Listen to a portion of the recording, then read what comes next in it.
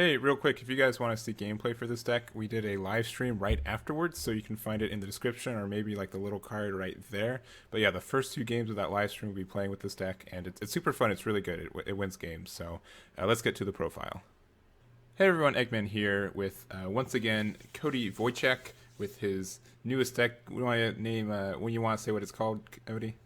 We're gonna name this boy Jackie Chungus. Jackie Chungus. Wow, what a name and a half. This is like the main reason you made this deck, right? Or wanted to show off this deck. It's just because you love the name so much. The name's fantastic, but It, the deck is very Chungus. It's okay, before very big. what is better, the deck or the name? Oh, I'm giving it to the name, but the deck is definitely playable. Okay, it's right under it. But yeah, we've got this leader who's like 2 years old, maybe 1.5 years old. How old is this card? Pretty old. Oh man, a while. World Martial Arts from I think is 2 years at this point. Yeah, it was September of either.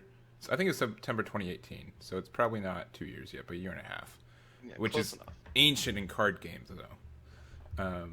But yeah, he's this really neat leader. I'm going to go over the what he does real quick. He doesn't do anything fantastic by himself, but it's what he enables that really drives them home. So he's just generic. When this card attacks leader card, draw one, and then when your life's at 4 or less, you may choose two of your energy, flip into active mode, and flip this card over. And then on the awakened side, when this card attacks, draw one, and this card gains plus 5k power for duration of the turn. And permanent during battles, when this card is attacking a battle card in rest mode, your opponent can't combo, which is pretty good when Bad Ring was a card, but now it's not, so it's not as good. But so just like the bare minimum of like a playable leader, and the fact that it just generates card advantage and kind of gets like the untapped too, but it's all the World Martial Arts synergy that really gets him going. Yeah, because there's actually a combo in this deck that's specific to only this leader in the game, and it's pretty good. Yeah. Do you want to just go straight into the combo? No, let's talk about the actual deck first. Okay, cool. Why don't you lead that off then? Well, we got the two announcers here, Ever Curious and Play by Play Pro. Mm-hmm. Play by Play Pro is the most important one because he's a negate that you can play on your opponent's turn, and we kind of need to get some early cheap World Martial Arts on the board. They could be any of the one drops here, but typically Play by Play will be the one that you're going to be trying to drop him or the good old Ever Curious here. Mm-hmm. And Play by Play, before I go to Ever Curious, in case you don't know, I don't know where you've been if you don't know about this card, but if you do happen to have two other World Martial Arts when you play this card on your turn, you draw two and you get to keep him on the board. So you basically just straight go +2. Yeah, crazy. And then Ever Curious is just a top 7 searcher. Just one energy top 7 for any World Martial Arts tournament, and there are quite a few in this deck, and he can hit really important cards. He can hit Mutaito, he can hit your combo starter, he can hit your combo enablers, and he can hit play by play, and he can hit play by play, which Yeah. is fantastic. If you go Ever Curious into Ever Curious into play by play, that's a really good play too. Yeah, I think over half the battle cards, like actually probably like 60-70% of this deck can be hit by this, so that's really good. Yeah, and especially when we get into the sideboard, you add some targets that can be hit as well. Agreed. Then we've got little trading blows on Goku here. He's really only here because he's a 1-drop green card, and really just because he's green World Martial Arts tournament. We just needed to be able to drop World Martial Arts tournament on the board, and we do need exactly 1 green energy to perform the deck's entire combo.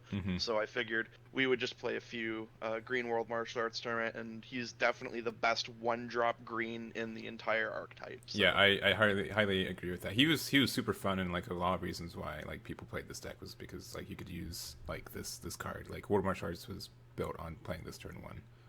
Oh yeah, the card is quite good on turn 1. If you can actually play this turn 1, like if you can charge like an Arena Wrecker and play Trading Blows on turn 1, it's still probably the best turn 1 play in the deck. Yeah, exactly. Especially if you're going second, because then like your opponent doesn't draw a card, and they have to charge something, and then you have to make them like choose like, oh geez, do I? Because they usually just have exactly 5 in hand. Yep. And they go to 4, and while it might not seem like a lot, especially when we're talking about decks like A13 that can drop your whole hand on turn 2, that's really relevant because he doesn't have to get rid of himself. He stays on the board. Agreed. Next up, let's skip over to I guess Master Roshi first. Okay, so Master Roshi, the Martial Master, a card like nobody even knows this thing does, but it's an on-play take-a-life, which is pretty fair. Yeah. But then he has an active man. You can pay 1 any color, doesn't matter because balance, and then you get a life to your hand, which is you go +1, and then you search your deck for a moon-destroying Kamehameha, and then you negate that skill for the rest of the game. So you're really playing him because he's yellow, he's a 1-drop, he helps you awaken, and technically if you're willing to pay 2 into him, he basically uses himself again and then searches a relevant card for the deck. Yeah, he's like +3, and then also he doesn't go away either because he's at least a 5k combo if you keep him on the board too. So yep. he generates a lot of value. Yeah, and 1-drops actually are relevant for the phase 2 portion of the combo, which I'll go into when we get there. And the card he grabs is Moon Destroying Kamehameha. It's actually like a pretty solid card. It's a 15k bump for 1, which is already good. But then he lets you kill one of your own battle cards in rest mode and then draw a card. So that's pretty good because you can do that during either player's turn. So if you've got a rest mode battle card and you need to block an attack and get a card, you can do that. He's also a separate way to enable the deck's big turns. Yep. So he's pretty good. And then we've got Mutaito. I mean, there's nothing to say about this card. It's insane. Like every single yellow deck basically plays this. Yeah, it's one of the few World Martial Arts tournament cards to escape the archetype. You know what I mean? Yeah. The card's so good that it's literally just splashed, and it has extra use in this deck because you can just play it on your opponent's turn, not use its effect just to have a 1-drop on the board. That will matter later. And then, of course, we'll just go into like the standard defense package. We've got your 4 Nimbus, just the best yellow negate. And then we've got 4 the Zamasu super combo, which is arguably the best defensive super combo in the game. It can punish anything. Like if they swing with a leader first, you can rest their battle card. If they swing with a battle card first, you can rest their leader, which denies them advantage. Yeah. This can be like a negate 2 when, for 0 energy, which is crazy. Yeah, it's a pretty good card. And we get access to it, which is kind of fortunate for us. We also play Arena Wrecker. Now this card is really underlooked. I think this card's going to be a little bit better in this deck than most others. Typically because with Invoker being so relevant, Arena Wrecker's actually really good against Invoker because if they only got 1 arena and you pop it, you can actually put them back like 1 or 2 turns on their charging because they might not have biotic freezes. They may have to actually charge energy and rest because that doesn't actually play a lot of single colors, so it actually hurts them a lot if they lose the arena and they can't get it back right away. Agreed. Yeah, this can be just like a generic good card. I think people who are going to be running this who aren't even running any more martial arts stuff. So definitely a good card, but it also enables this deck in a lot of ways too. Yeah, it's a green, it's a World Martial Arts tournament, it can be played for 1, and sometimes it's a 20k that you play for 1, which is pretty good. And then we're on to the first piece of the combo, the Unyielding Victory Son Goku. I'm going to skip over that for now, we'll come back to it when we actually get to the combo. We're playing 2 of this Piccolo. It's multi-purpose, it can be a separate finisher, and it can be another way to actually pop off the combo. Again, we'll get to that when we get there. We're playing this Goku. You know why this is in the deck. You can see Gohan on the list. That's why he's there. He restands Gohan. That's literally all he does is switch the Gohan to active mode, and that's why he's there. What is my purpose? His purpose is to make his son strong. Oh my god. And then we've got Unyielding Victory Jackie Chun, another integral part of the combo. And then we're just going to skip over this really bad card here. We're going to go back to that. Yeah, this one just sucks. Yeah. Okay, so we got Raider's Warcry. Really expensive card. I know some people will probably look at this and like, wow, I can't actually build this deck because this card's really expensive. Don't worry about that. I actually have prepared some little alternatives for you. If you really, really, really want to play this deck and you think it's interesting and you don't want to buy Raider's Warcries, you just add 2 more Piccolo to the deck and then 1 Arena Wrecker. There you go. You're done. You finish the deck. And it'll work just as good. Then we've got Gohan. Obviously, if Gohan's in the deck, he's blatantly our finisher. It's what we're trying to do to people. 1 green, 1 yellow, 1 colorless, successor 8. When he swings, you combo with the Goku, switches back to active mode, swings again, just a big triple striker. And you play him for 3. There are very few cards in the game that you can drop for 3 that threaten to just outright end the game. This is definitely like one of them. Sure. And then the Secret Urcel. Again, you don't have to own this card if you don't play a 4th copy of Gohan, but if you do, this card enables upwards of 22 damage on turn 4. Again, I'm going to get into that in just a moment, but this card is really sick in this deck. All right, so let's stop teasing people and go into the actual combo. Okay, so the card I said was really bad. I was kidding. I was the big fibber, and I apologize. The Savage Great Ape is actually insane in this deck because of one little bit of wording on its auto, and that is when this card is removed from a battle area by a skill.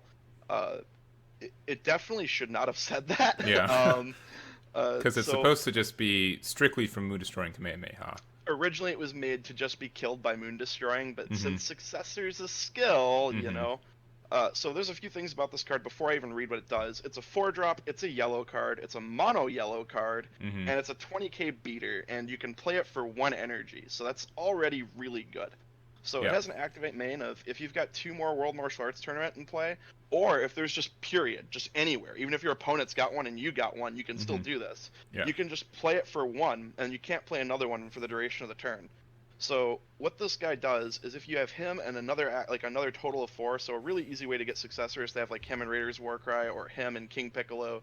Very, very easy ways to do it. You Successor 3, you play the Gohan, which then kills your ape. And then since the ape is sent to the drop area by a skill, you pay the rest of the ape's cost, which would be discard 2, hint hint, we're going to discard the Goku. And then you tap 1 of your yellow energy, and then you play both Goku and Chun here from your deck.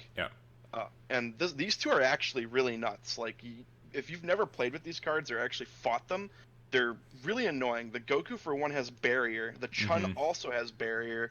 And the Goku has this really crazy effect of rest the Jackie Chun, get 5k double strike and triple attack. So with just successoring off the ape, you are boarding a 30k triple striking dual attacker and a 20k triple attacking double striker, and a potential barrier blocker. But that's not where the combo ends, because with just what we've said, we're threatening, was that 6, 12... This is 12 damage between just the Gohan and the Goku. So when you're done swinging with those, and you still have your Gohan and your Chun rested, you can actually sacrifice the Goku and the Jackie Chun and play the Piccolo, swing for another double strike, and then you can actually Successor with Cell, killing your 8-drop Gohan and your Piccolo, and play the Cell and swing with another quad strike. And if you're on turn 5, obviously, that can be 2 quad strikes, and that's when it gets really dangerous. Yeah, that's the whole combo. It's absolutely disgusting that you can do that on turn 4. Yeah, and so for people who are counting the energy, so you have to be on turn 4 unawakened, and then to do like the big combo you did, you have to pay 1 for Goku, and then you have to pay another one when you do the Successor, and then you can, right? Don't you have to untap 2, or can you do this without awakening? You can do this without awakening. The idea is you play the ape on 3. Like, you can safely play the ape on 3. Typically, if it lives, you'll outright win the game. If it doesn't live, then if you're playing against a deck that you can't do it against, you'll probably just end up killing the ape with your own moon destroying to set up a normal Goku Chun combo.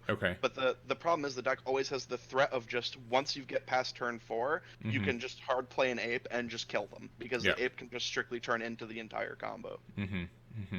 Yeah, because you have to do like a 3-cost Successor. I mean, you can also awaken, untap 1, which feels really bad, but then you can just do the full combo from there. Yeah, the full combo is usually going to end the game. It forces Topo, Nimbus, or Jiren Leader, and if you don't have either like any of those things, or big sad here, if you're one of the people who owns Vegeta Exploiting Weakness, the $85 red card, that can also punish this deck. But it can't hit the Goku and the Chun. So while they can weaken or kill your ape, they cannot actually interact with Goku or Chun, which is really important. And the best thing to keep in mind is if they do happen to remove your ape, if they counterplay your ape with Vegeta, you just play the Goku and the Chun anyways, so it doesn't even matter. Yeah, because you can just play Goku on turn 3 and then Chun on 4. Is that what you're saying, or? Oh, no. The ape, when it's removed from the battle area by any skill, as long as you have the 4 energy, if they counterplay this with Vegeta, you're going to get your combo off anyways. Okay, so I see what you mean. Yeah, you can't. I'd say Denial of Hope and Preemptive Strike and whatever the blue-green one. Both of those are probably the biggest, but you're still trading 2 energy for 1, so you're still kind of winning. Yeah, and then if you have another one, you can just attempt to play it again. So. Yeah, exactly. And then you can untap 2 and do the full 4 energy, so now you're feeling good. Yeah. Because it doesn't get rid of the World Martial Arts turn when you play this card. Well, you can't play another one in the duration of the turn. That's right. Yeah. Okay, sorry. The idea is you attempt to play another one. As long as you're trading up energy, you can just play a longer game with your opponent and try to beat them down with War Cries and King Piccolos. And eventually, if you get enough War Cries boarded, you do get to play Cell. So that's really the whole point, is getting one of these apes resolves and you basically win the game. So your opponent is basically forced to check every single one of your 4-drop apes, and they have to have very specific checks for each and every single one of them. So it's a little harder to play around because that effect can go off on either player's turn, if I remember right. Yeah, during either player's turn. So even if they kill it on their turn, they actually help you. You then get to board a barrier blocker on their turn, and a barrier card that threatens to like really beat them up. And that's kind of one of the things about this deck is if you're a really skilled pilot and you know all of your deck's checks and balances and you know the answers that your opponent could have for it, you can very easily maneuver your way around them, and as soon as you pop off with this combo, you literally just win the game. Like it's Topo, Nimbus, or lose basically. Our search cell. Oh, we don't talk about that. He's my favorite though. So the sideboard is actually really specific. So I mentioned Jiren earlier, and Jiren is almost an auto lose for this deck because you are a big combo deck that wins through damage. You needed a way to combat that deck, and unfortunately the only method that this deck, that any, I think, attack-based combo deck has, is to flip Jiren over. Or kill all of his stuff before attacking. Well, we're Jackie Chun, and we have to have a whole bunch of space taken up by our deck, so we don't have the option of just killing all of their stuff. So we had to go with option B, which was flip Jiren over with Hit and Cold Blood, which in my opinion, if you don't own a set of this card right now, or at least 3 of it, they're $5 on TCG Player. Pick this card up. It's very good. I know there are use my link in the description for sure. Give me pennies. Use Egman's link in the description. Go ahead and just give them the affiliate purchases there. Definitely get these Hit and Cold Blood. If you don't own them, I don't know what you're doing. This card's insane. Any blue, yellow, good stuff deck will play this card. Especially a deck that can board, enough one-drop little dudes or randomly make a big board off the Ape combo. Again, Frost Deadly Poison, that's specifically for Topo. That's really all you have this in the deck for, because with this deck, you're typically going to always be the aggressor, and if you get Topo'd and you have a Frost up for it, say on turn 5, you win the game. Awakening Talent Pan, Dende, Senzu just a blue package so we can actually afford to play Frost and hit. That's really the only reason they're in here, and their World Martial Arts Tournament. And Dende's such a good card. Dende's actually fantastic. In the matchups where you side Dende and you just basically play him, and his purpose is to grab Son Goku the Ape. That's really all he does. And that's what makes him so good. But I'll get into like the little combos in case you've never actually seen what the deck is intended to do. So the normal original interaction of this deck was using Moon Destroying Kamehameha to kill your 4-drop Ape to board the Goku and the Chun. And there's a lot of matchups where you'll play like any hard control matchup. That's what your play line is going to be against. Like say Evil 21, you're going to attempt to board the Ape, then Moon Destroying it, so you can actually board your guys on your turn. It gives you a cheap, really efficient way to play out a scheme. Against Jiren, again, if you don't have the blue in, you're probably taking the L. But if you put enough pressure on Jiren really quick, or threaten to hit him from 5 to 3 or from 5 to 2 with a big triple striker, that can really, really change the tide of the game like instantly. And you can also use the Moon Destroying defensively, because if you just have the Ape out and they swing in, you can destroy it on your opponent's turn, and then you get the barrier blocker out too. So that could be helpful. And you draw a card, so Moon Destroying replaces itself instantly, so that's really useful. Yeah, because I guess you have to choose 2 cards in your hand and place them in the drop. So. Yeah, but at least Moon Destroying replaces itself. Yes, exactly. But that's really it with this deck. It's a combo based deck. It's a very consistent combo deck because it has so many ways to search its pieces. Between Ever Curious, between Master Roshi, those are like really the only ones you care about. Like ideally, like those are the most important cards. Play by Play Pro, you have 4 copies of Draw 2 in your deck. You have 3 copies of Search Top 7. You have 4 Take a Lifes in your deck. Like there's really not much the deck's overall missing to see pieces. Yeah, I think the only thing that you have to be careful about is having the Unyielding Victory, Jackie Chan, and Son Goku in your deck, because that's where the Great Ape plays them from. You just play them from your deck, not from your hand and drop. Yeah, it's strictly deck, so you gotta be careful about that. Yeah, so always make sure you're counting your copies of these guys, and make sure the very first time you ever search your deck, so like say for example you use Master Roshi Martial Master, make sure you count your copies as fast as you can. You want to make sure that you don't have like no way to pull the combo off, because if you get stuck without the ability to actually play these guys off the Ape, your really only way to win at that point is using Raider's Warcry King Piccolo and hoping that eventually you get the Bomb Cell, because that'll work, but it's not nearly as good. But it's still like a backup option. That's good though. Yep, you do have a backup plan to win the game. Cool. All right. Anything else before we head out? Oh, no, not really. It's a really solid deck, and if you don't want to get Cell or the Bardock Apes, you can build it for basically peanuts. And yeah, this is probably like what, under $50, pretty quick. Probably very easily under 50. I mean, the big combo starter, the Savage Ape, is like literally 19 cents right now on TCG Player. Yeah, probably what Mutaito and Hit are probably the only two expensive cards in this deck right now. Yeah, Mutaito, three hits would cost you 15, and then I think base rarity Mutaitos, like non-flow Mutaitos, I think are about $6-7. So with just those, you're at like, I don't know, like $35, $30 if that's if you only get 2 Mutaitos, and then which is half over, like, yeah, half the deck of that's cost. over half the deck, and then everything else is just cheap commons basically, and then Gohan's a starter deck card. So I mean, you really don't have a whole lot to spend. You get a really solid deck, a really good combo deck that grows, that will like, the deck will basically grow with you as a pilot. The better the pilot, the stronger this deck will really start shining as soon as you know like every check for this deck that your opponent could possibly be running. Cool. Well, thank you so much for showing this off. This is a lot of fun. Let me know what you guys think about it. Shout outs again to Cody for showing it off and being on this channel. And yeah, anything else before you go away? No, just a big shout out to Heroes and Games, my locals in Ohio. Yes, definitely. Bunch of really strong players there. And shouts to Egman for letting me get featured on this channel. Yeah, a lot of fun. We should be playing this later tonight, or well, last night or whatever, in the past for you guys on YouTube, but there should be some gameplay of this deck out there as well. Oh, fantastic. Cool. All right. See you guys.